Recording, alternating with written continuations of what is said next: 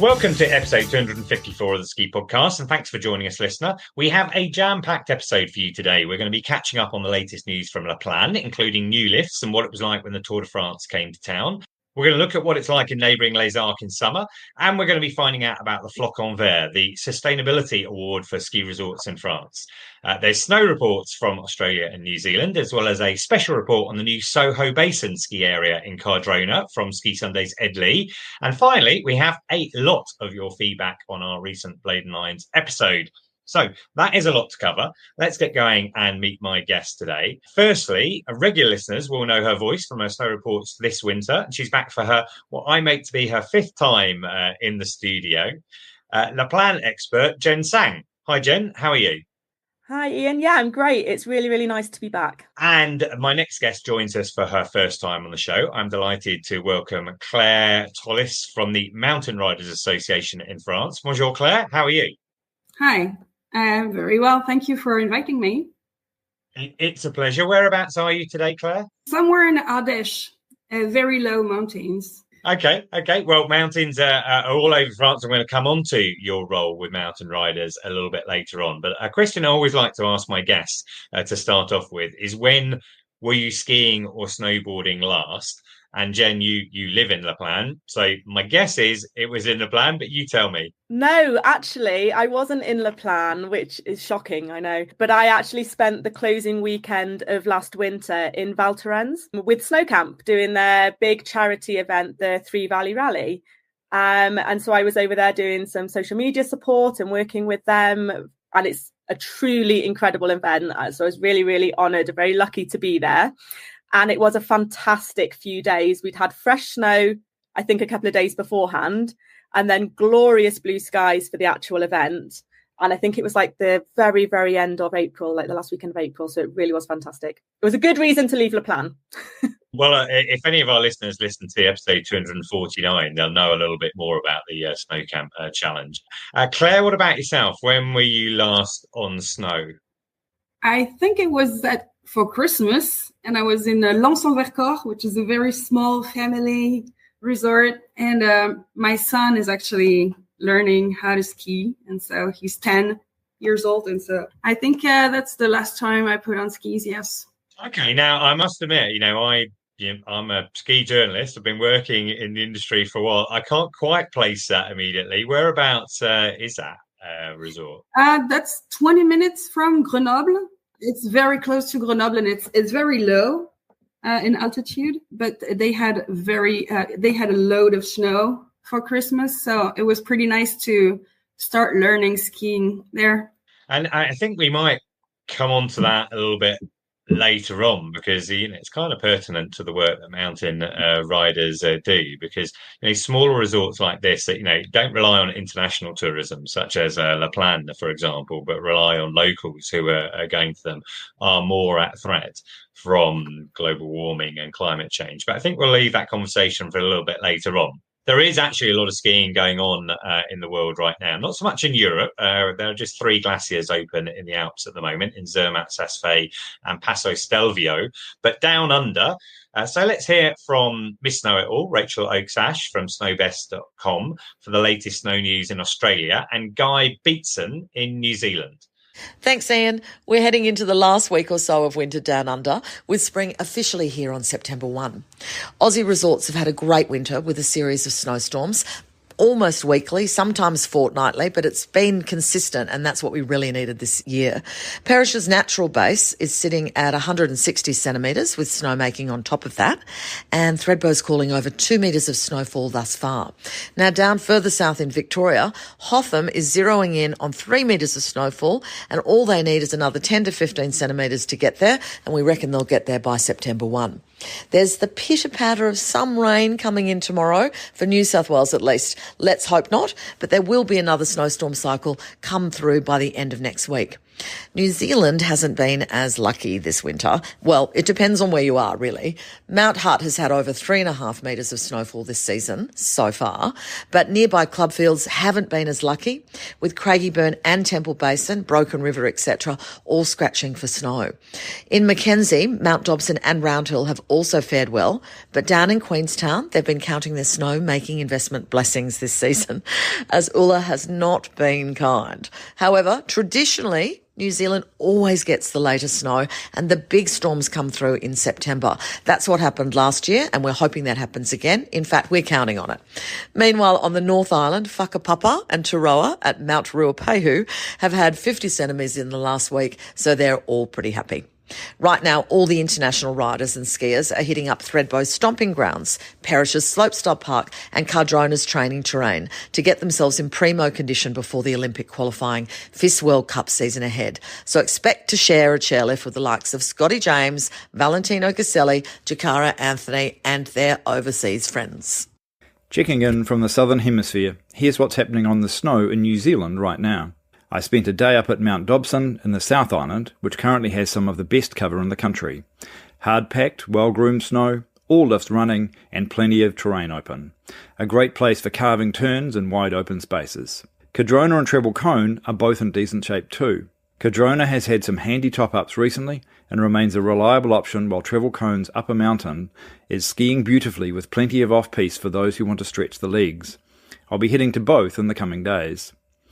Looking north, Whakapapa on Mount Ruapehu is operating with limited lifts, but snowmaking and natural falls are keeping the main trails open. Also on Mount Ruapehu, Turoa is offering similar conditions, patchy in places but rideable, especially for locals chasing quick turns. Elsewhere, Coronet Peak and the Remarkables near Queenstown are holding steady. And finally, Mount Hutt continues to deliver. It's had regular top-ups through August and is shaping up for a strong late season. A real standout this winter. Looking ahead, many forecasts show more snow is likely across Mount Dobson, Mount Hutt, Treble Cone and Ruapehu over the next week, with a few solid pulses likely in September. That should set us up nicely for spring skiing, and in my case the Scout National Snow School at Whakapapa in mid-September with 24 Scouts and Venturers. That's the view from New Zealand, a mixed bag, but with some real highlights and more snow on the way. If you listen to my interview with Ed Leigh in episode 236, you'll know his home is in Wanaka in New Zealand. Rachel told us in episode 250 about the new Soho Basin ski area at Cardrona, and Ed has now had the chance to ride it, so let's hear what he thought of it. So Cardrona have opened up Soho Basin, and it's a beautiful bit of terrain. I reckon you could argue the 150 odd hectares that it's opened up on the back of the resort, almost, it feels like it's doubled the skiable terrain in the resort. And while there's only really two pistes down there, there's a vast amount of off-piste that you can get stuck into. It's quite rocky, so it takes a bit of time to fill in. They don't have the same snowmaking infrastructure back there yet, so it's taken up until now to fill in a lot of the low tide rocks. But the terrain is adventurous, it's playful, and it gives you a huge amount of access to even more backcountry touring. So it is a vast improvement on the resort. I went down there with my wife as soon as they opened it up, and she said, this doesn't feel like Cardrona. And I think there's a strong argument to say that it doesn't really feel like New Zealand either. It's taken the resort from, I think, sort of that medium size resort into the big leagues, and it's the first one in the Southern Hemisphere that's really stretching like this. It is officially the biggest resort in the Southern Hemisphere, and that's a matter of pride for Cardrona, but it's also a massive feather in the cap of New Zealand, who are battling the Australian resorts, the Chilean and the Argentinian resorts. But it feels now that with consolidated growth over the last decade, you're starting to see a lot of investment in infrastructure down in New Zealand. The skiing there is a big deal. So Cardrona really stretching, and they're not in super resort status yet, but it is a big step up. beautiful modern 6-seater chair down there. So it's fast and vast, I think is the best way to put it. Definitely worth a visit. So we haven't quite started up winter yet in Europe, but I know people are booking their holidays. So if you want to help the Ski Podcast and save yourself some money on your ski hire this winter, you can just use the code Ski Podcast when you book at insportrent.com. And that applies to any ski hire booked in their network across France, Austria and Switzerland. You'll get a guaranteed additional discount, or you can take the link in the show notes for your discount to be automatically applied. Now, it is still summer in Europe. It's the middle of August as we speak, and we're going to be focusing on that next. But last month, the Tour de France had stages that finished in Courchevel and La Plagne. And before we come to you, Jen, to find out what it was like in La Plagne, let's hear from regular reporter Alex Irwin, who was in Courchevel for stage 18. Hi, Ian. Alex from 150 Days of Winter with a Tour de France report from Courchevel. For the third time in 5 years, Courchevel hosted the ending of a stage of the Tour de France, finishing at the Col de la Loze, one of the highest cols in France. If, like me, you aren't a closet Lance Armstrong, by which I mean a hardcore cyclist and not a pharmaceutically enhanced athlete, the thought of heading up a mountain to cheer on a bunch of cyclists you've never heard of is the furthest from my mind.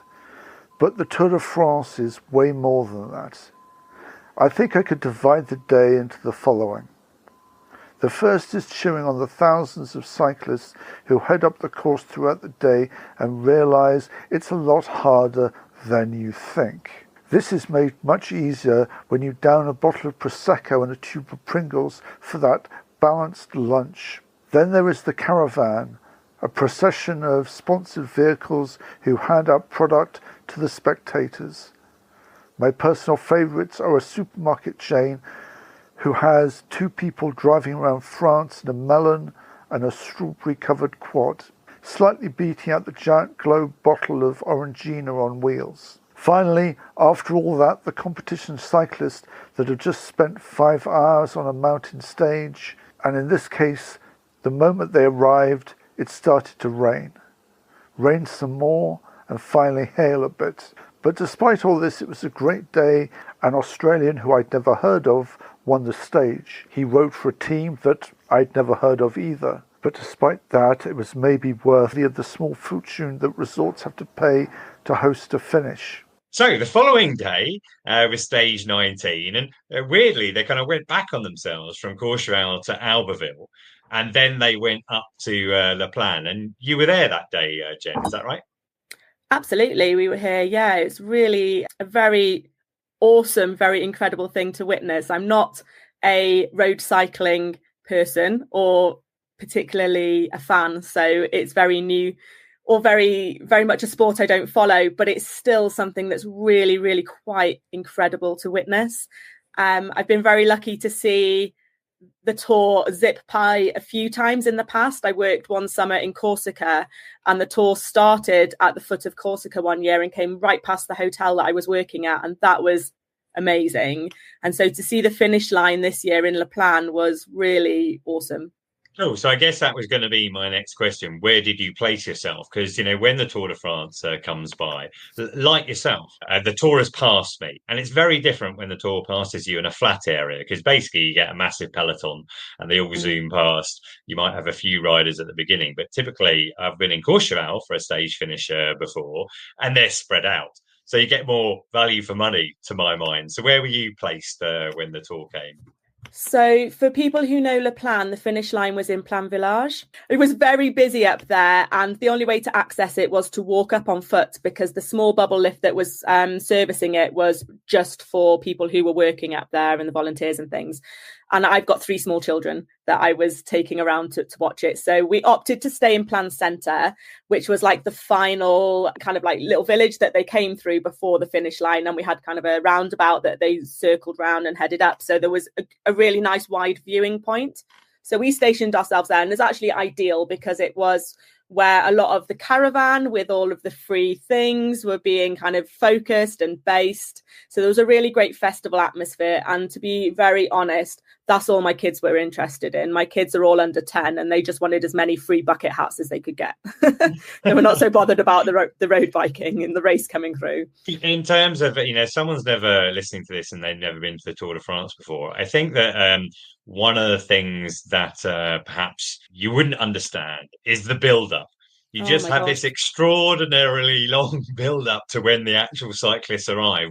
You're talking about the caravan there. Do you want to give an idea of, how that works? Yeah, absolutely. So, I mean, honestly, for us in La Plagne, the build-up started weeks ago, weeks in advance of the event, because we also were really, really fortunate in La Plagne to have the Etape de Tour come up the week before, which is when when a lot of amateurs are able to race a stage of the actual Tour de France.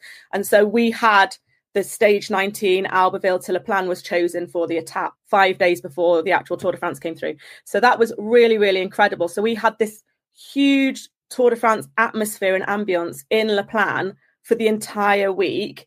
And then also before that, because there was loads of motorhomes turning up beforehand with all their flags and their banners and stationing themselves all along the hairpins on the way up to La Plagne. So that was brilliant.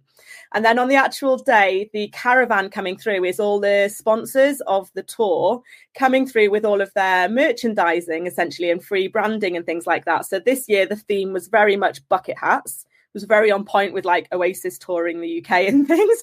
So we are now the proud owners of bucket hats for Laughing Cow Cheese, Skoda, Leclerc, and many, many other French brands that I can't think of right now.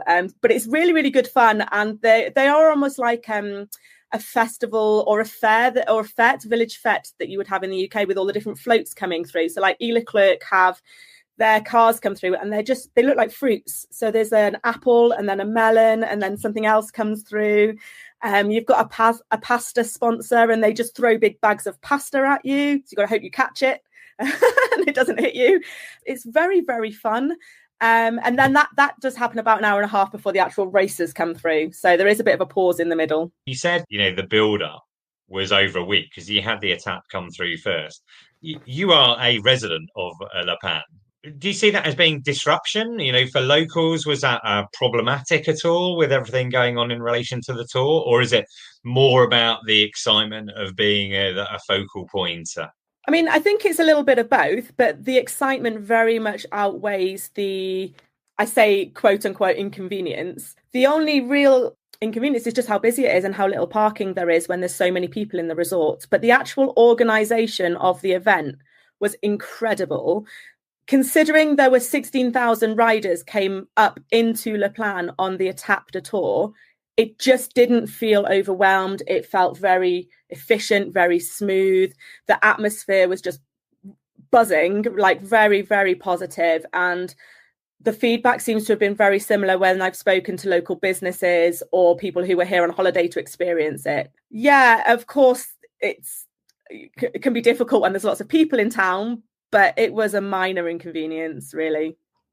Sure. And, I can see how local businesses would benefit hugely because typically it's a relatively quiet time of year. And we'll talk about the Alps in summer. Not everywhere is Chamonix, which is jam-packed, through the summer. So there's a big boost for tourism. And, one of the reasons that destinations want to host stage finishes of the Tour de France is because of future tourism, because this will guarantee now that a lot of people will want to come and they'll want to cycle that climb in the future, and there'll be a stream of tourists. But there's a cost attached to that, isn't there? And I know you're pretty well informed about affairs of La Plagne, but do you have any idea how much it costs the resort to be able to host that stage? Honestly, no, I really don't know. What I can see is the benefits that have come into the resort with it that are going to be long term. So yes, the attraction of some more summer tourism for us. We do have bike lifts open and mountain biking. We do see a lot of road bikers doing the climb up to La Plagne because it is challenging. And I think we will only see more of that in the summer. But things like the infrastructure getting improved for that event, like a lot of the roads got resurfaced, a lot of the signage around resorts, a lot of the painting and just the visuals of La Plagne got improved. as a local, I can only support all of that. It was really, really nice to see some money being put into the resort like that. I mean, you mentioned Corsica. I was in Corsica on holiday last summer, and a couple of the roads there, I just like knew when you said the tour a bit, I knew there'd been some kind of cycle race there because they were in such good condition. It was unbelievable. You mentioned infrastructure, so while we have you on, you are an expert on La Plagne. I wanted to ask you about a couple of new lifts, one of which is definitely happening, and another which is proposed, if I understand it. And I want to ask you about that proposed one to start off with, because I read on your website, that's La Plagne, about a possible new gondola that would run from M to La Plagne. And I wondered if you could give us an insight into, why that's being discussed and how likely it is that will happen. So this is something that's been in discussion for a long time. I mean, I've lived in La Plagne nearly 20 years now, and they've been discussing this for about 40 years. So it has been an ongoing long-term conversation. It always peaks and then it drops off. However, with the added impetus of the 2030 Winter Olympics being in France and La Plagne hosting the bobsleigh portion of the Olympics, that seems to have really remotivated and reopened the conversations in a much more dynamic, much more structured way. And so it seems very, very positive, the conversation at the moment. I went down to the local meeting, which I think was in May or June, to hear the proposal from the Aim La Plagne Mary. It was very, very interesting. I've never seen so many people crammed into one small room for a town meeting. So it is a very, very popular topic. Yeah. And, for someone like myself who typically travels by train to the Alps, would that lift kind of link up with the railway station in M as well? So we're kind of talking about a seamless form of transport to come by train and then take the gondola up to the Station of La Plagne. Yes, exactly. So it is a gondola rather than a funicular like you've got going from Bourg Saint-Maurice up to Les Arcs. We're looking at a gondola which would be from the Aim La Plagne train station. It would come all the way up to La Plagne. At the moment, a proposed mid-station at La Roche. For those who know La Plagne, La Roche is where the bobsleigh, the finish and the start of the bobsleigh at the bottom and the top of La Roche. So the aim is to have a mid-station there. And then the final point of the gondola to be in Plagne Centre, where the Gare Routière is in at the moment, for that area to be extended with some underground tunnels and infrastructure to support the amount of people who will be coming into resort via that entranceway. Oh, well, I think that would be great. I've traveled by train to many resorts around Europe, and some of them, when the connections are perfect, such as in Verbier, if you get off at Le Charblet, you can get the gondola straight into a resort, or there's another resort called Fischer Alp in Switzerland, same sort of thing. The gondola leaves directly from the train station. Does make it easier, and evidently one of the ideas of this would be to take cars off the road as well, similar to the proposal for the lift from Basel up to Courchevel. Not just for tourists, but also for all of the workers. Because I imagine, I know you live up in resort, but I think a lot of people have probably been pushed down the valley as well.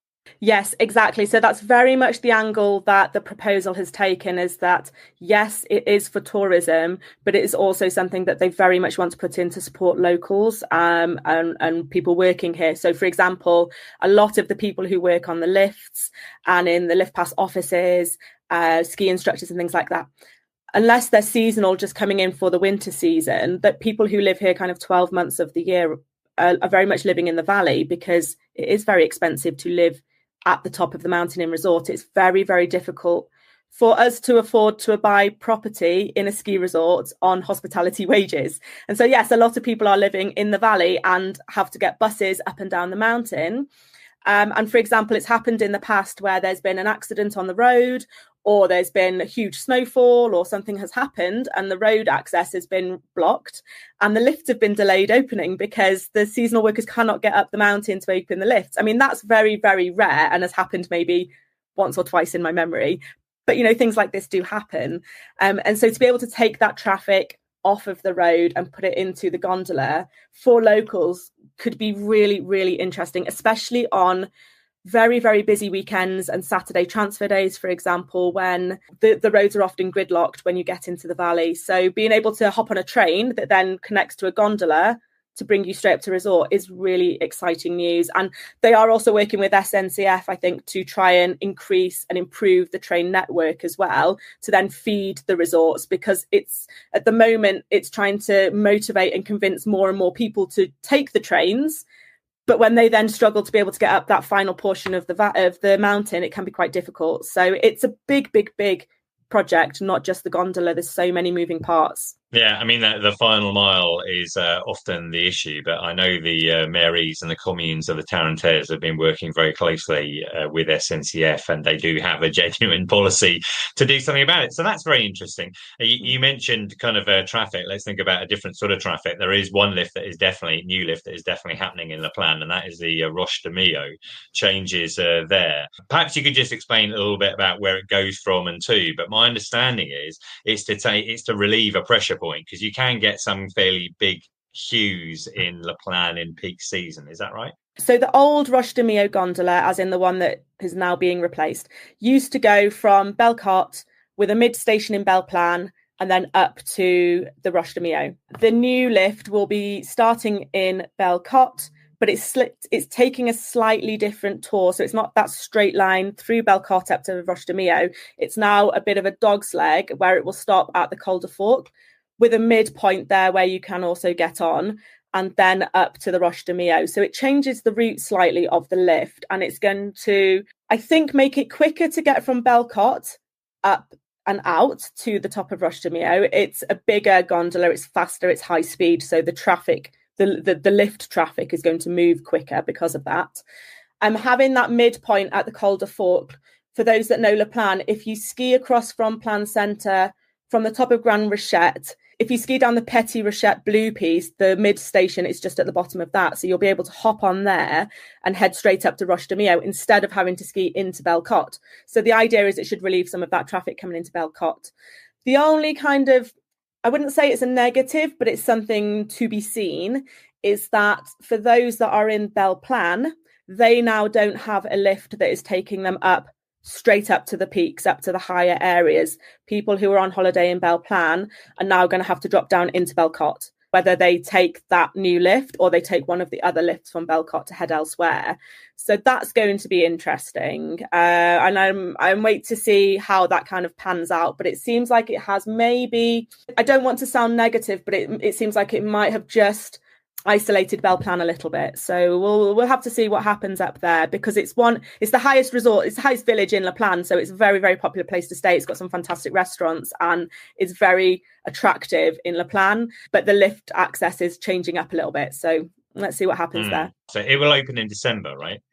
Yes, exactly. So it's open in December. It's being worked on at the moment. The gondolas are actually on the lift. I've seen them moving when I've been out and about walking this summer. So it's all on time is what I hear. Pedestrians used to be able to use the old gondola to go between Belcotte to Belplagne as like a free shuttle bus service. So currently that's being run by a shuttle bus while the works are happening this summer. And then in the winter, pedestrians will be able to go between the two villages. So that is happening as well. Oh, that's great. Thank you for that big La Plagne update covering the Tour de France and those new lifts. You mentioned that you were hiking in the mountains, and I mentioned earlier, a couple of weeks ago, I was just across the valley from you in Les Arcs, and there were two reasons for that. I'm writing an article for Adventure magazine, and I was taking part in a trail race, relatively short one by some of the standards of what I've done. It's really a practice before an ultramarathon I've got coming up, well, next week now in Chamonix. I'll share that article when it's published, but I can tell you Les Arcs genuinely challenges Chamonix as an adventure capital in summer. It was kind of a surprise to me. It doesn't have those crowds that Chamonix can have, in summer. You mentioned parking in the plan can be a problem. Parking in Chamonix can be impossible in summer. I was only there for a few days, but trail running, hiking, I did e-biking. did a zip line, did mountain karting, went to a spa called the Narma Spring Spa, which a tourist office kindly organised for me. Those are just some of the things I did. Yeah, I think it's a really, really good destination for families. Yeah, because a lot of apartments that people can stay in there.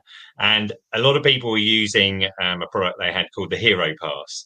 And it's a bit like your lift pass, I suppose, in winter, but it's a single pass that you can buy.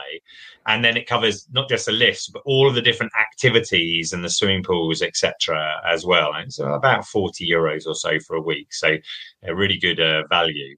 And in fact, in the mornings, it's a kind of bit like winter in some respects, because you see all these families taking their kids to drop off. And instead of ski school, they're doing like hero camp.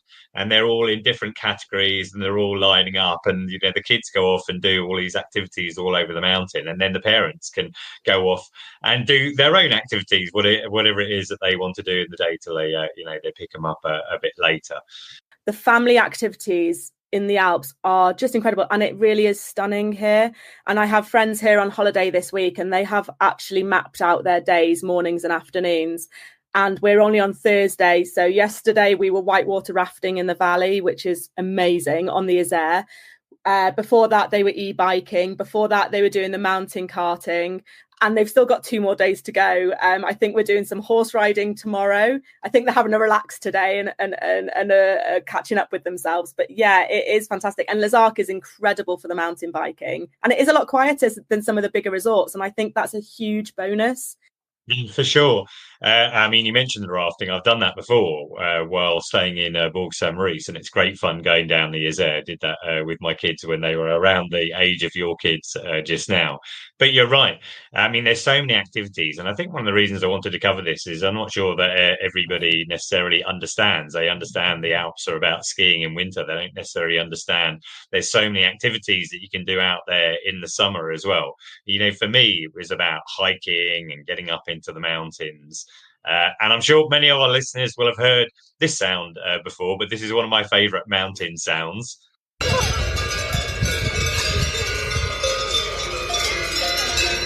And that was recorded en route to an overnight stay at Refuge du Montparis. I wondered, Claire, have you ever stayed in a refuge up on the mountains before? Sure, yeah, many times. Yeah, loving hiking, backpacking. Whereabouts have you stayed in refuges? Last time was in the Pyrenees, because I go there a lot. I'm from south of France, so these are my favorite mountains. Last time I was in a refuge last week. Last week we were in La Vanoise National Park with my son, and so we spent a week wandering around hiking, and even one afternoon we were in a refuge, and there was a concert in the middle of the afternoon. It was very nice, like 3 musicians. They were hiking with their instruments and giving concerts every night in a different refuge. And so it was totally improvised, but it was really, really nice. Yeah, well, that's brilliant. And, you know, the refuge I was in was right on the edge of the Vanoise National Park. And listeners, you know, they've probably seen signs if they've skied around in the Tarentaise for the Vanoise National Park. But essentially, it's a big area that sits behind the 3 valleys, La Plagne, Les Arcs, up to Tignes, Val d'Isère, going down south as well. And you can hike through it. There are some refuges in that area. And, you know, if you don't know a refuge, it's essentially like a mountain hut. It's a bit nicer than like a UK bothy, because you do get catering. They're dorm rooms. There were 16 in mine. That's 2 sets of bunk beds opposite each other with 4 mattresses along on each side. The food in the evening, very plentiful. It's pretty basic. You know, I had bolognese and polenta and, vegetable soup and a, cheese course with Tom de Savoie, I should think. And it's basic, but it's beautiful. You know, I think regular listeners will know I've been to quite a few refuges in winter and in summer, and I just can't recommend it enough. And, the next morning I got up and I just did a short walk for about 15 minutes. And I said, you're on the edge of the Vanoise National Park. And I went to go and see, there's a little museum there for the original refuge for that area, for people who actually wanted to climb Montparis. I had a look around that, and that was kind of interesting for the history. And then I kind of noticed on the screen a bit of a movement, and I saw a bouquetin. I was like, oh, that's pretty exciting. You know, you don't often get yet to see Bukatan, which are those kind of like big mountain goats. You probably, listeners might have seen the smaller ones, the chamois.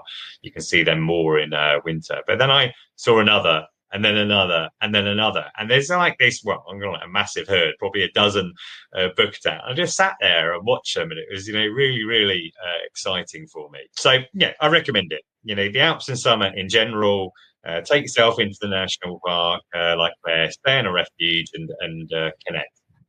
Right. Now, it will come no surprise to regular listeners. I travelled to Les Arcs by train. In fact, 25% of all of their visitors to Les Arcs come by train. And the tourist office told me that compares to a national average of 10%. And that is not by accident. They have the funicular railway from Bourg-Saint-Maurice, which Jen mentioned earlier. They have a real focus on sustainability. And it's something I have covered before. The only ski resort in Europe, I think, with B Corp accreditation.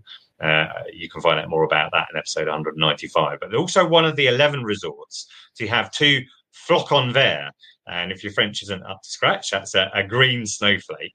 And one of the reasons I wanted to ask Claire along today is, I've referred to Flocon Vert and written about Flocon Vert several times, but I don't think perhaps British listeners understand what that means.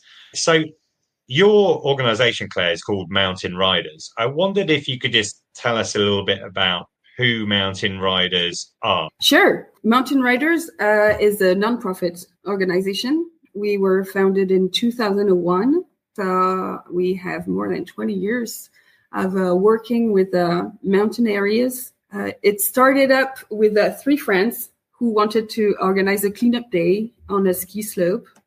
And so it was sort of a pendant of a Surf Rider Foundation that did cleanup days on beaches. And so Mountain Riders was born in that spirit of friendship and cleaning pollution. And but today the organization has grown a lot. There are 20 employees at the moment. And we offer many resources in terms of education and also in decision making. What we try to do is enable ski resorts, but that includes mairies and Office du Tourisme, all of the stakeholders of the resorts to sit at a table together and think about the future. And so what we do is provide resources in terms of a frame of reference, that's the Flocon Vert, but also in terms of tools. So how can you speak to each other? How can you make better decisions? How can you invite the inhabitants, the locals, all of the people that have something to say about the future of your territory? How can you invite them at the same table? And how can you discuss and make decisions that are enlightened, sustainable, agreed upon? So I had a look at the Mountain Riders website a little bit earlier on, and the strapline, if you want to call it that, is Ensemble pour les montagnes, meaning together for the mountains. And I can understand that's what you're explaining there. So let's specifically look at the Flocon Vert then. I mentioned that Les Arcs are one of the 11 resorts that have got 2 Flocon Vert. There's a number of other resorts that have got 1 Flocon Vert. So what is that, and how do resorts gain that accreditation? The green flake, the Flocon Vert, is a label, but it's a process. So for the ski resorts to get the label, they have to go through a process. It's not only checking on criteria, it's more of how they are going to follow process with workshops. Locally, they have to organize workshops. They have to attend webinars and the network meetings that we have. So basically, they have to commit to a whole process. That's for 1.5 years. What are the criteria that they have to meet? All of the resorts that go through the process, if they commit to an action plan that has been decided collectively, they get the first green flake, the Flocon Vert. But to have the second, they have to meet 50% of the requirements. Whereas to have the first one, they have to meet only 25% of the requirements. But if you want the second, it's more challenging. And nobody has 3 Flocon Vert, which is the level that we aim to challenge resorts at. We're talking about standards of sustainability here, aren't we? Yes. The point of the Flocon Vert is to enable skiers and snowboarders who want to, let's say, make a difference when they go skiing, to be able to choose resorts that have higher sustainability standards than others. Yes. And also, you mentioned about, it can take 18 months. To be able to keep those Flocon Vert, resorts need to reapply, don't they? How long does that accreditation last for? The accreditation lasts for 3 years, and then they have to go through the whole process again. So it's a continual process. And the Flocon Vert is one of the main projects from Mountain Riders, but there's also the Montagne Zero Dechet project. Could you explain a little bit about that? Sure. So originally, our association organized events, cleanup days. We realized that it was not enough because every year we collected the same amount of waste. So we had to tackle the problem at the source. Jen, you mentioned to me before in the green room that sometimes you and your family do that end of season cleanup as well.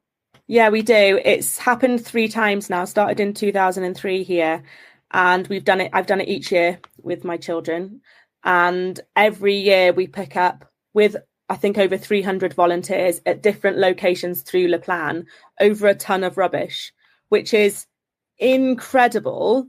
But I also wish it didn't have to happen. Like Claire said, it's good, but it's not enough because it's taking it back to the source of where all that rubbish is coming from. And one of the really great things that the Mountain Riders collection do with the local communities is, as all the rubbish is collected, you bring your sack of rubbish that you've collected back to the meeting point of whichever area you're in, and everything is emptied onto a big open space and sorted so that they can classify the different types of rubbish that are being found: cigarette butts, ski material, plastic, food wrappings, etc., and to see where that rubbish is really coming from, and then how can that be addressed further up the chain, as it were.